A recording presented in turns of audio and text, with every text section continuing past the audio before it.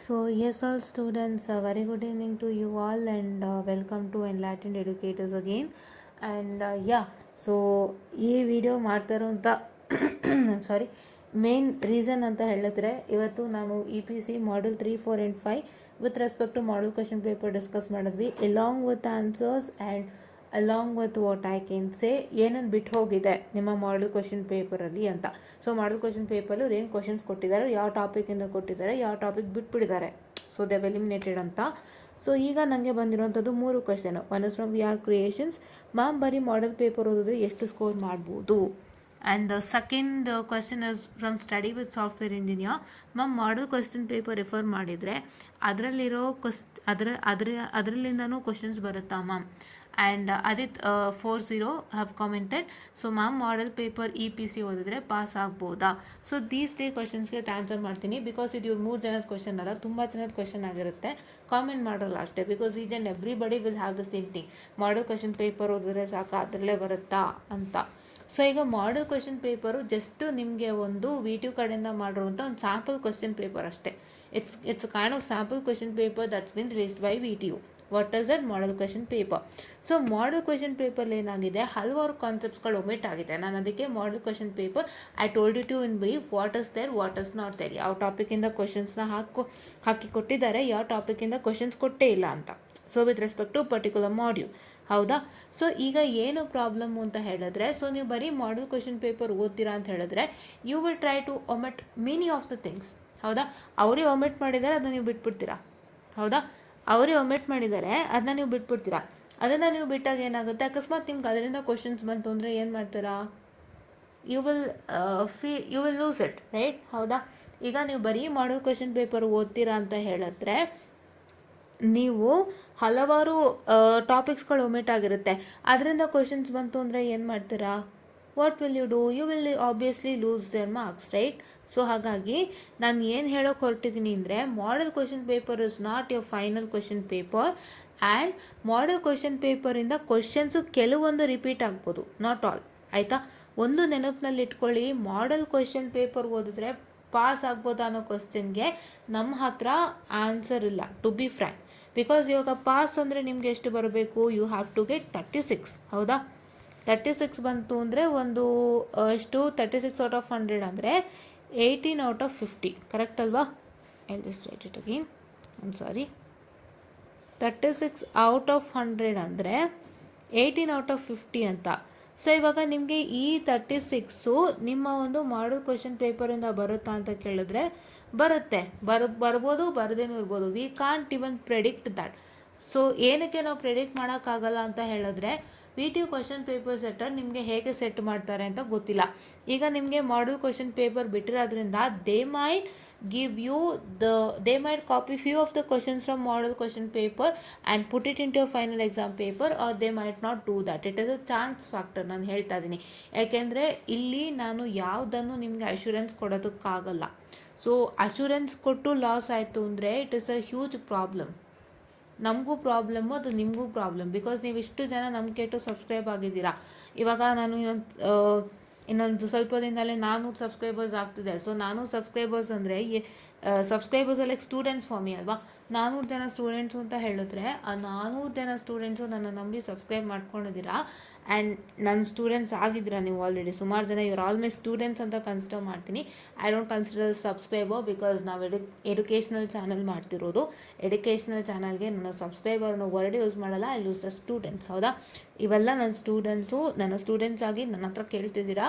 So ನಿಮಗೆ ನಾನು falls assurance ಕೊಟ್ಟು ಯಾವುದೇ ಕಾರಣಕ್ಕೂ ನಾನು I don't want to make you believe in things. ಅದಕ್ಕೆ ನಾನು ಹೇಳ್ತೀನಿ, ಚಾನ್ಸ್ ಫ್ಯಾಕ್ಟರ್ ದಾಟ್ ನಿಮಗೆ ಪಾಸಿಂಗ್ ಮಾರ್ಕ್ಸಿಗೆ ಇದರಲ್ಲಿ ಇರುತ್ತೆ, ಇಲ್ಲ ಅಂತಂದರೆ ಇಲ್ಲ. ಬಟ್ ನಾನು ಏನಕ್ಕೆ ನಿಮಗೆ ಮಾಡಲ್ ಕ್ವೆಶನ್ ಪೇಪರ್ ಮೇಯ್ನಾಗಿ ರೆಫರ್ ಮಾಡೋಕ್ಕೆ ಹೇಳ್ತೀನಿ ಅಂತ ಅಂದರೆ, ಸೊ ನಿಮಗೆ ಒಂದು ಟಾಪಿಕಿಂದ ಯಾವ್ದಾರ ಕ್ವೆಶನ್ಸ್ ಕೇಳ್ಬೋದು ಅಂತ ಗೊತ್ತಾಗಲಿ ಅಂತ. ಅದಕ್ಕೋಸ್ಕರ ನಾನು ರಿಪೀಟೆಡಾಗಿ ಆ ವಿಡಿಯೋಲಿ ಹೇಳಿದ್ದೆ, ಯಾವ ಟಾಪಿಕ್ ಮೇಲೆ ಕ್ವೆಶನ್ಸ್ ಕೊಟ್ಟಿದ್ದಾರೆ ಆ ಟಾಪಿಕ್ದು ಮಾಡಲ್ ಕ್ವೆಶನ್ ಪೇಪರ್ಲೇ ಕಂಪ್ಲೀಟ್ ಮಾಡ್ಕೊಂಡ್ಬಿಡಿ. ಯಾವುದರಿಂದ ಕ್ವೆಶನ್ಸ್ ಬಂದಿಲ್ಲ ಅದಕ್ಕೆ ನೀವು ಸ್ವಲ್ಪ ಎಕ್ಸ್ಟ್ರಾ ಎಫರ್ಟ್ ಹಾಕಿ ನೀವೇ ಓದ್ಕೊಳ್ಳಿ ಅಂತ ನಾನು ನಿಮಗೆ ಹೇಳಿದ್ದೆ, ಹೌದಾ? ಅದನ್ನು ದಯವಿಟ್ಟು ಫಾಲೋ ಮಾಡಿ, ಆಯಿತಾ? So I hope you got answers for all the 3 questions. ಇವಾಗ ಒಂದನೇ ಕ್ವಶನ್ ಏನಾಗಿತ್ತು ಅಂತ ಹೇಳಿದ್ರೆ, ಬರೀ ಮಾಡೆಲ್ ಕ್ವಶನ್ ಪೇಪರ್ ಹೋದರೆ ಎಷ್ಟು ಸ್ಕೋರ್ ಮಾಡ್ಬೋದು, ಅದು ನಮ್ಮ ಹತ್ರನೂ ಐಡಿಯಾ ಇಲ್ಲಪ್ಪ. So we don't have any idea, because ನಿಮ್ಮ ಕ್ವಶನ್ ಪೇಪರ್ ಸೆಟ್ಟರ್ ಹೇಗೆ ಕ್ವಶನ್ ಸೆಟ್ ಮಾಡ್ತಾರೆ ಅಂತ ಗೊತ್ತಿಲ್ಲ. Or we don't have any confirmation that ನಿಮ್ಮ ಮಾಡೆಲ್ ಕ್ವಶನ್ ಪೇಪರಿಂದ ಹಲವಾರು ಕ್ವಶನ್ಸ್ಗಳು ನಿಮಗೆ ಕಾಪಿ ಆಗುತ್ತೆ ಅನ್ನೋಂಥ ಯಾವುದೇ ಕಾನ್ಫಿಡೆನ್ಸ್ ನಮ್ಮ ಹತ್ರ ಇಲ್ಲ. ಸೊ ಹಾಗಾಗಿ confidence in the sense, confidence ಅನ್ನೋಕ್ಕಿಂತನೂ ಹೆಚ್ಚಾಗಿ ನಮಗೆ ಅದು ಏನಂತ ಹೇಳ್ತಾರೆ, ನಮಗೆ ಅದು ಹೇಳಕ್ಕೆ ಬರಲ್ಲ. Because we can't tell that. ಯಾಕೆಂದರೆ ನಾವು ಅದನ್ನು ಹೇಳಿ ನಿಮ್ಗೆ ಅಶ್ಯೂರೆನ್ಸ್ ಕೊಟ್ಟು ಆಮೇಲೆ ಮ್ಯಾಮ್ ನೀವೇ ಹೇಳಿದ್ರಿ ಮಾಡೆಲ್ ಕ್ವಶನ್ ಪೇಪರ್ನೇ ಬರುತ್ತೆ ಸಾಕು ಅಂತ, ಬಟ್ ಏನೂ ಬರಲಿಲ್ಲಲ್ಲ ಅಂತ ವಾಪಸ್ ನಿಮ್ಮ ಕಡೆಯಿಂದ ರಿಪ್ಲೈ ಬರಬಾರ್ದು. ಸೊ ಹಾಗಾಗಿ ನಾನು ಚಾನ್ಸ್ ಫ್ಯಾಕ್ಟರ್ಗೆ ಬಿಡ್ತಾ ಇದ್ದೀನಿ, ದಿಸ್ ಇಸ್ ದ ಚಾನ್ಸ್ ಫ್ಯಾಕ್ಟರ್ಗೆ ಬಿಡ್ತಾ ಇದ್ದೀನಿ. ನಾನು ಯಾವುದೇ ಕಾರಣಕ್ಕೂ ಆ ಥರ ಅಶ್ಯೂರೆನ್ಸ್ ಕೊಡೋದಕ್ಕಾಗಲ್ಲ. So you can even give false assurances. ಎಷ್ಟೋ ಸಲ ಮಾಡೆಲ್ ಕ್ವಶನ್ ಪೇಪರಿಂದ ರಿಪೀಟ್ ಆಗುತ್ತೆ, ಎಷ್ಟೋ ಸಲ ರಿಪೀಟ್ ಆಗದೇನೂ ಇರ್ಬೋದು. So I can even tell about that, ಹೌದಾ? ಸೊ ಈಗ ನಿಮ್ಮ ಕ್ವಶನ್ ಪೇಪರಲ್ಲಿ ಮಾಡೆಲ್ ಕ್ವಶನ್ ಪೇಪರಿಂದನೇ ರಿಪೀಟ್ ಆಯಿತು ಅಂದರೆ 100% ಸಂತೋಷ. ನನ್ನ ಸಂತೋಷ ಪಡೋಳು ಯಾರೂ ಇಲ್ಲ. ಅಕಸ್ಮಾತ್ ರಿಪೀಟ್ ಆಗಿಲ್ಲ ಅಂದರೆ ಇಟ್ಸ್ ಅ ಚಾನ್ಸ್ ಫ್ಯಾಕ್ಟರ್ ಅಂತ ಅಂದ್ಕೊಳ್ಳಿ, ಆಯಿತಾ? ಸೊ ಹಾಗಾಗಿ ಮಾಡೆಲ್ ಕ್ವಶನ್ ಪೇಪರ್ ಓದಿದ್ರೆ ಎಷ್ಟು ಸ್ಕೋರ್ ಮಾಡ್ಬೋದು ಅನ್ನೋದಕ್ಕೆ ನನ್ನ ಹತ್ರ ಖಂಡಿತ ಉತ್ತರ ಇಲ್ಲ. ಸೊ ನೀವು ಓದಿದರೆ ಅಟ್ಲೀಸ್ಟ್ ಒಂದು ಪಾಸ್ ಆದರೂ ಹೋಗ್ಬೋದು 100. ಯಾಕೆಂತಂದರೆ ಅವರು 36 ಮಾರ್ಕ್ಸ್ಗಾದರೂ ಕ್ವಶನ್ಸ್ ಕೊಡ್ತಾರೆ ಮಾಡೆಲ್ ಕ್ವಶನ್ ಪೇಪರಿಂದ. ಐ ಹೋಪ್ ಸೊ ಅವರು 36 ಮಾರ್ಕ್ಸ್ಗೆ ಮಾಡೆಲ್ ಕ್ವಶನ್ ಪೇಪರಲ್ಲಿ ಮೋಸ ಮಾಡಲ್ಲ. ಸೊ ಹಂಗಾಗಿ ಪಾಸ್ ಅಂತೂ ಆಗ್ತೀರಾ ಅಷ್ಟೇ, but you will not go more than the passing marks, ಹೌದಾ? And model question paper refer ಮಾಡಿದರೆ ಅದರಲ್ಲಿರೋ ಕ್ವಶನ್ಸ್ ಬರುತ್ತೆ, ಕೆಲವೊಂದು ಬರುತ್ತೆ, ಕೆಲವೊಂದು ಬರಲ್ಲ. I told you before. So it is up to the chance factor, right? ಅದೆಷ್ಟೋ ಸತಿ ಏನಾಗಿದೆ ಅಂತಂದರೆ ಅದನ್ನೇ ಕಾಪಿ ಮಾಡಿದ್ದಾರೆ.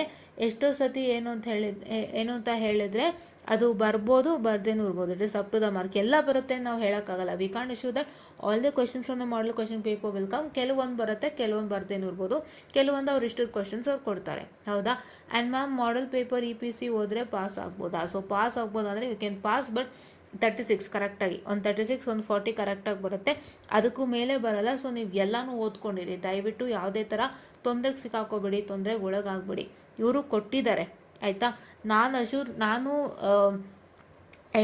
ನಾನು ಬೇಡ್ಕೊಳ್ತೀನಿ that whatever the questions that you got from model question paper will same few of the questions will repeat in your exam paper ಅಂತ. ಅಂದರೆ ಒಂದು ಒಳ್ಳೆ ಮಾರ್ಕ್ಸಿಗೆ ಆಗಂಗೆ ನಿಮ್ಮ ಎಕ್ಸಾಮ್ ಪೇಪರಲ್ಲಿ ನಿಮ್ಮ ಮಾಡೆಲ್ ಕ್ವಶನ್ ಪೇಪರಿಂದ ರಿಪೀಟ್ ಆಗಲಿ ಅಂತ ನಾನು ಕೇಳ್ಕೊಳ್ತೀನಿ. ಬಟ್ ನಾನು ಒಂದು ಹೇಳ್ತೀನಿ guys, I can't assure you anything, ಆಯಿತಾ? ಈ 3 ಕಾಮೆಂಟ್ಗೆ ನನ್ನ ಪ್ರಾಪರ್ ಆನ್ಸರ್ ಅಂದರೆ ಯಾವುದನ್ನು ನಾನು ಅಶ್ಯೂರ್ ಮಾಡೋದಕ್ಕಾಗಲ್ಲ. ಸೊ ನಿಮಗೆ ಮಾಡೆಲ್ ಕ್ವಶನ್ ಪೇಪರಿಂದ ಒಂದಿಷ್ಟು ಕ್ವಶನ್ಸ್ ಬರ್ಬೋದು, ಇಲ್ಲ ಒಂದು ಕಮ್ಮಿ ಕ್ವಶನ್ಸ್ ಬರ್ಬೋದು, ಅದು ಅವ್ರಿಗೆ ಬಿಟ್ಟಿದ್ದು. ಬಟ್ ನಾನು ಯಾವುದೇ ಥರ ನಿಮಗೆ ಅಶ್ಯೂರೆನ್ಸ್ ಕೊಡೋದಕ್ಕಾಗಲ್ಲ. ಯಾಕೆಂದರೆ ಅಶ್ಯೂರೆನ್ಸ್ ಕೊಟ್ಟು ಯಾವುದೇ ಥರ ನೀವು ತೊಂದರೆಗೆ ಸಿಕ್ಕಾಕೋಬಾರ್ದಲ್ವ. So I am leaving it to chance factor. So ಹಾಗಾದರೆ ನೀವು ಮಾಡೆಲ್ ಕ್ವಶನ್ ಪೇಪರಿಂದ ಏನೇನು ಮಾಡಬೇಕು ಅಂತ ನಾನು ಹೇಳ್ತೀನಿ, ಆಯಿತಾ? ಮಾಡೆಲ್ ಕ್ವಶನ್ ಪೇಪರಿಂದ ಏನೇನು ಮಾಡಬೇಕು ಅಂತ ನಾನು ಹೇಳ್ತೀನಿ. ಮತ್ತೊಮ್ಮೆ ಹೇಳ್ತಾ ಇದ್ದೀನಿ, ನಾನು ಆವಾಗಲೇ ಹೇಳಿದ್ದೆ, ನೀವು ಮುಡಿ ಮಾಡೆಲ್ ಕ್ವಶನ್ ಪೇಪರ್ ನಾನು ಕ್ಲೀನಾಗಿ 5, 4 and 3ಗೆ ಡಿಸ್ಕಷನ್ ಮಾಡಿದ್ದೀನಿ. ಅದರಲ್ಲಿ ನಿಮಗೆ ಯಾವ ಟಾಪಿಕಿಂದ ಕ್ವಶನ್ಸ್ ಕೊಟ್ಟಿದ್ದಾರೆ ಅದಷ್ಟು ಓದ್ಕೊಂಬಿಡಿ ಫಸ್ಟು. ಆಮೇಲೆ ಉಳಿಯೋದಕ್ಕೆ ನೀವು ನಿಮ್ಮ ಪ್ರಯತ್ನ ಹಾಕಿ. ಅಂದರೆ try to study first whole model question paper, ಏನೇನು ಕ್ವಶನ್ಸ್ ಇತ್ತು ಅದನ್ನೆಲ್ಲ ಒಂದ್ಸಲ ಪ್ರಾಕ್ಟೀಸ್ ಮಾಡಿ.